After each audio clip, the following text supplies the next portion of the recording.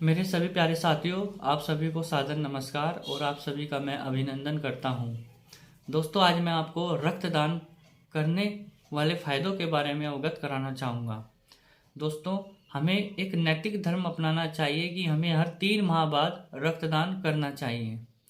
या जब भी आपके पास कोई इमरजेंसी कॉल आता है, आपके सगे संबंधी या आपके किसी मित्र का कोई उनका परिजन अगर हॉस्पिटल में भर्ती होता है और उन्हें ब्लड की आवश्यकता पड़ती है, तो हमें अपने जीवन में कभी भी टाल मटोल नहीं करनी चाहिए। हमारा फर्ज बनता है कि हम नैतिक धर्म निभाते हुए उस समय उन व्यक्तियों के काम आए। रक्तदान करने से किसी भी प्रकार की कोई भी कमजोरी नहीं आती। मैं भी समय समय पर रक्तदान करता रहता हूँ और हमारा संपूर्ण परिवार रक्तदान करता है। कई प्रकार की भ्रांतियां हैं कि रक्तदान करने से बहुत सी कमजोरी शरीर में आ जाती है। ऐसा बिल्कुल भी नहीं है।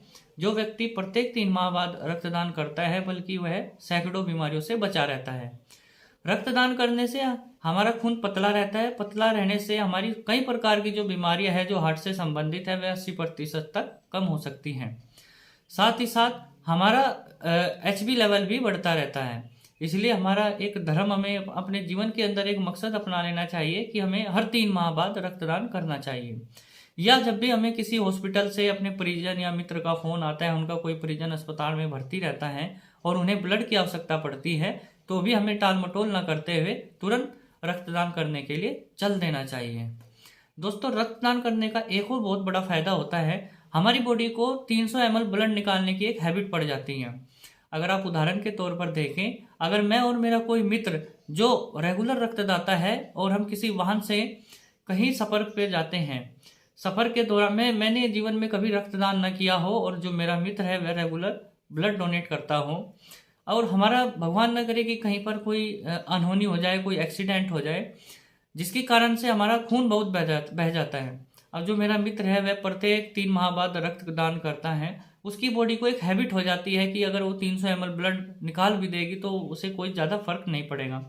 परंतु अगर मैंने अपने जीवन में कभी रक्तदान नहीं किया तो मेरी बॉडी एक शौक में आ जाती है, जिसकी वजह से मेरे साथ कोई भी हादसा हो सकता है।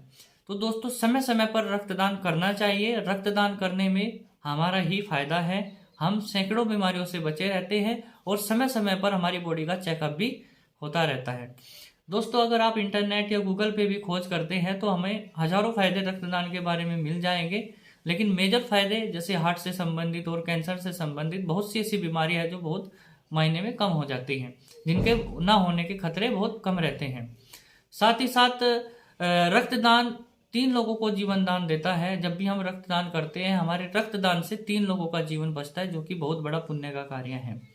इसलिए हमें रक्तदान करना ही चाहिए और करते रहना चाहिए। हमें एक फर्ज निभाना चाहिए, क्योंकि भगवान न करे अगर हमें भी जीवन में आवश्यकता पड़ती है तो हमें महसूस होता है कि हमने कभी रक्तदान नहीं किया, और जब हमें आवश्यकता पड़ती है तो हम इंतजार में रहते हैं कि हमारे लिए कोई रक्तदान करे। तो यह एक शर्मदायक विषय है, क्योंकि हमने जीवन में कभी रक्तदान नहीं किया और हम एक आस लगाते हैं कि कोई हमारे लिए रक्तदान कर जाए। वह भी एक शर्म का विषय है।